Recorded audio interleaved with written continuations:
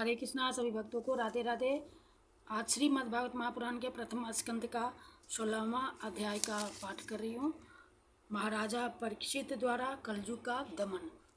पहले भगवान का कीर्तन कर लेना है। श्री कृष्ण गोविंद हरे मुरारे नाथ नारायण वासुदेव। श्री कृष्ण गोविंद हरे मुरारे नाथ नारायण वासुदेव। हरे कृष्णा कृष्ण कृष्ण हरे हरे, हरे रामा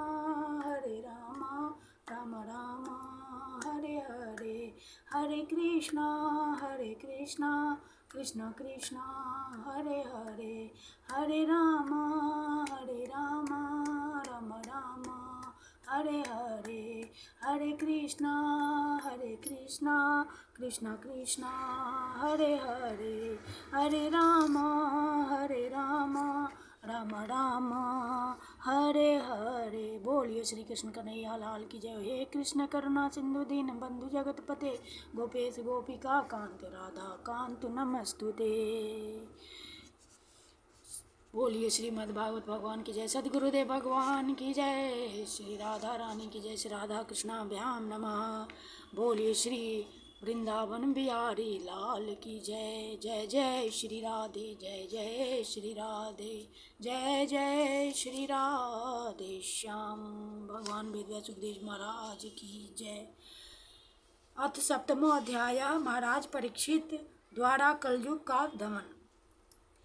सूत जी कहते हैं, शौनक जी, वहां पहुंचकर राजा परीक्षित ने देखा कि एक राजवेशधारी शूद्र हाथ में डंडा लिए हुए है और गाय बैल के एक जोड़े को इस तरह पीटता जा रहा है जैसे उनका कोई स्वामी ही न हो। वह कमल तंतु के समान श्वेत रंग का बैल एक पैर से खड़ा कांप रहा था तथा शूद्र की ताड़ना से पीड़ित और भयभीत होकर मूत्र त्याग कर रहा था। धर्मोपयोगी दूध, घी आदि हविष्य पदार्थों को देने वाली वह गाय भी बार बार शूद्र के पैरों की ठोकरें खाकर अत्यंत दीन हो रही थी। एक तो वह स्वयं ही दुबली पतली थी, दूसरे उसका बछड़ा भी उसके पास नहीं था। उसे भूख लगी हुई थी और उसकी आंखों से आंसू बहते जा रहे थे। स्वर्ण जटित रथ पर चढ़े हुए सजा हरे कृष्णा स्वर्ण जटित रथ पर चढ़े हुए राजा परीक्षित ने अपना धनुष चढ़ाकर मेघ के समान गंभीर वाणी से उसको ललकारा।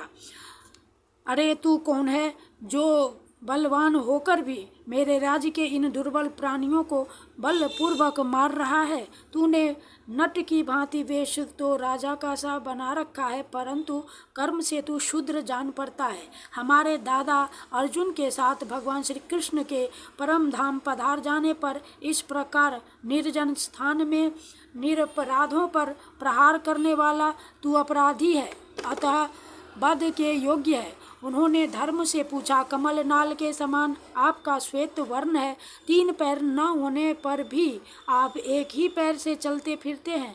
यह देखकर मुझे बड़ा कष्ट हो रहा है। बतलाइए, आप क्या बैल के रूप में कोई देवता हैं? अभी यह भूमंडल कुरुवंशी नरपतियों के बाहुबल से सुरक्षित है। इसमें आपके सिवा और किसी भी प्राणी की आँखों से शोक के आंसू बहते मैंने नहीं देखे।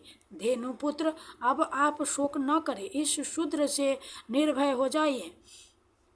गोमाता, मैं दुष्टों को दंड देने वाला हूँ, अब आप रोएं नहीं, आपका कल्याण हो। देवी, जिस राजा के राज्य में दुष्टों के उपद्रव से सारी प्रजा त्रस्त रहती है, उस मतवाले राजा की कीर्ति, आयु, ऐश्वर्य और परलोक नष्ट हो जाते हैं। राजाओं का परम धर्म यही है कि वे दुखियों का दुख दूर करें। यह महादुष्ट और प्राणियों को पीड़ित करने वाला है, अतः मैं अभी इसे मार डालूंगा। सुरभि नंदन, आप तो 4 पैर वाले जीव हैं, आपके 3 पैर किसने काट डाले? श्री कृष्ण के अनुयायी राजाओं के राज्य में कभी कोई भी आपकी तरह दुखी न हो। ऋषभ, आपका कल्याण हो। बतलाइए, आप जैसे निरपराध साधुओं का अंग भंग करके किस दुष्ट ने पांडवों की कीर्ति में कलंक लगाया है? जो किसी निरपराध प्राणी को सताता है, उसे चाहे वह कहीं भी रहे, मेरा भय अवश्य होगा। दुष्टों का दमन करने से साधुओं का कल्याण हो जाता है। जो उदंड व्यक्ति निरपराध प्राणियों को दुख देता है, वह चाहे साक्षात देवता ही क्यों न हो, मैं उसकी बाजू बंद से विभूषित भुजा को काट डालूंगा।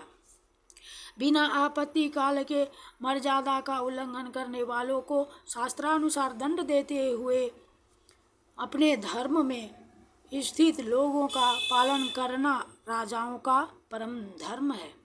धर्म ने कहा, राजन, आप महाराज पांडु के वंशज हैं, आपका इस प्रकार दुखियों को आश्वासन देना आपके योग्य ही है, क्योंकि आपके पूर्वजों के श्रेष्ठ गुणों ने भगवान श्री कृष्ण को उनका सारथी और दूत आदि बना दिया था।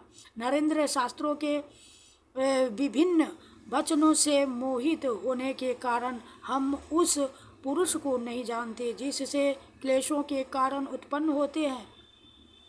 जो लोग किसी भी प्रकार के द्वैत को स्वीकार नहीं करते, वे अपने आप को ही अपने दुख का कारण बतलाते हैं।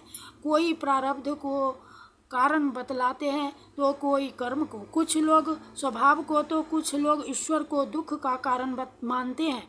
किन्हीं किन्हीं का ऐसा भी निश्चय है कि दुख का कारण न हो तो तर्क के द्वारा जाना जा सकता है और न वाणी के द्वारा बतलाया जा सकता है।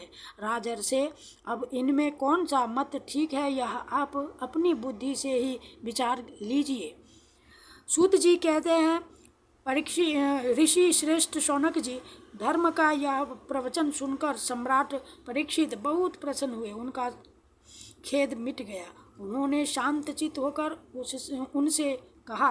परीक्षित ने कहा, धर्म का तत्व जानने वाले वृषभदेव, आप धर्म का उपदेश कर रहे हैं। अवश्य ही आप वृषभ के रूप में स्वयं धर्म हैं। आपने अपने को दुख देने वाले का नाम इसलिए नहीं बताया है कि अधर्म करने वाले को जो नरक आदि प्राप्त होते हैं, वे ही चुगली करने वाले को भी मिलते हैं। अथवा यही सिद्धांत निश्चित है कि प्राणियों के मन और वाणी से परमेश्वर की माया के स्वरूप का निरूपण नहीं किया जा सकता। धर्मदेव, सत्य युग में आपके 4 चरण थे, तप, पवित्रता, दया और सत्य। इस समय अधर्म के अंश, गर्व, आसक्ति और मद से 3 चरण नष्ट हो चुके हैं। अब आपका 4था चरण केवल सत्य ही बच रहा है। उसी के बल पर आप जी रहे हैं। असत्य से पुष्ट हुआ यह अधर्म रूप कलयुग उसे भी ग्रास कर लेना चाहता है। ये गौ माता साक्षात पृथ्वी है।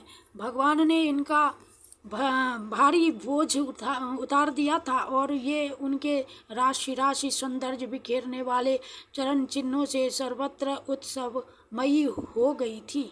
अब ये उनसे बिछुड़ गई हैं। वे साध्वी अभागिनी के समान नेत्रों में जल भरकर यह चिंता कर रही है कि अब राजा का स्वांग बनाकर ब्राह्मण द्रोही शूद्र मुझे भोगेंगे। महारथी परीक्षित ने इस प्रकार धर्म और पृथ्वी को सांत्वना दी। फिर उन्होंने अधर्म के कारण रूप कलयुग को मारने के लिए तीक्ष्ण तलवार उठाई।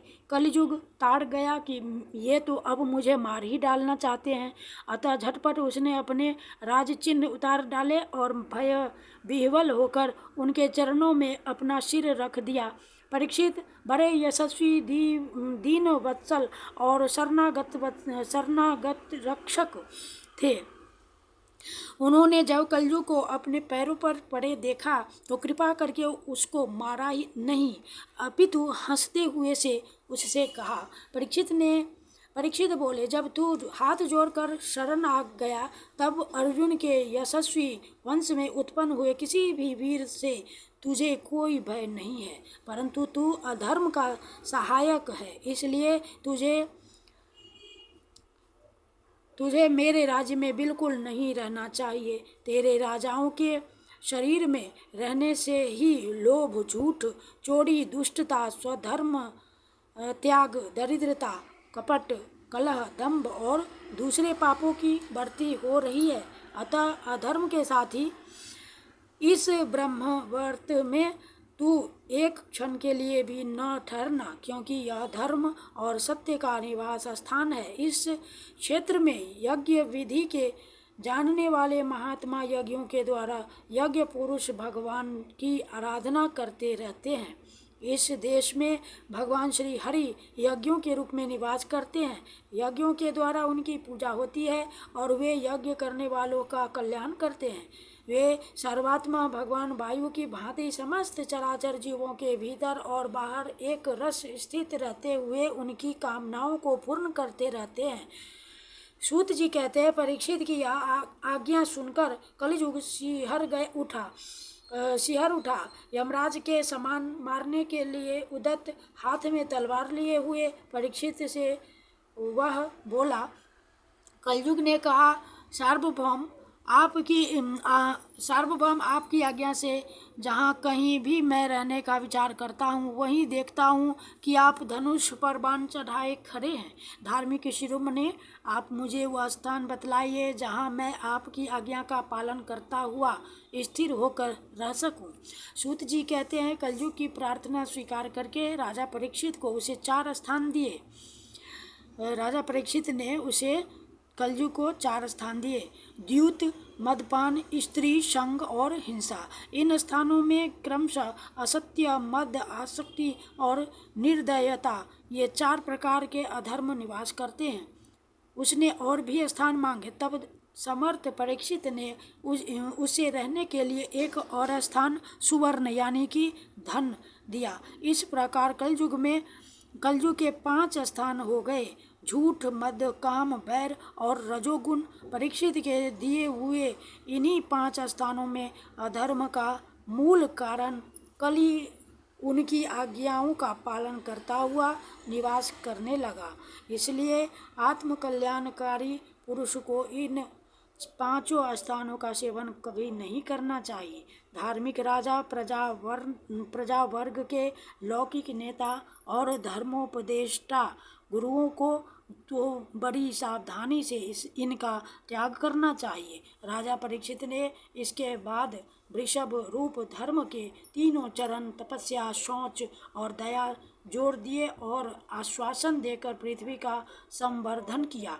वे ही महाराज परीक्षित इस समय अपने राज सिंहासन पर, जिसे उनके पितामह महाराज युधिष्ठिर ने वन में जाते समय उन्हें दिया था, विराजमान है।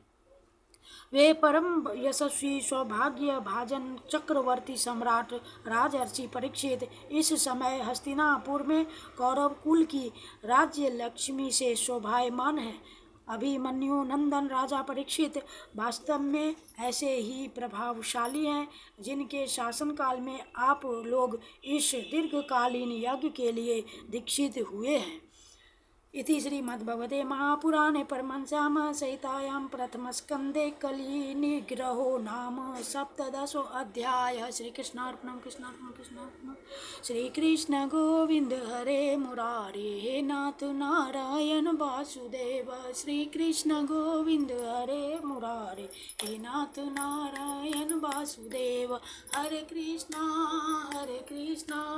कृष्णा कृष्णा हरे हरे, हरे राम राम राम हरे हरे। हरे कृष्णा कृष्ण कृष्ण हरे हरे, हरे राम राम राम हरे हरे। हरे कृष्णा कृष्ण कृष्ण हरे हरे, हरे राम राम राम हरे हरे।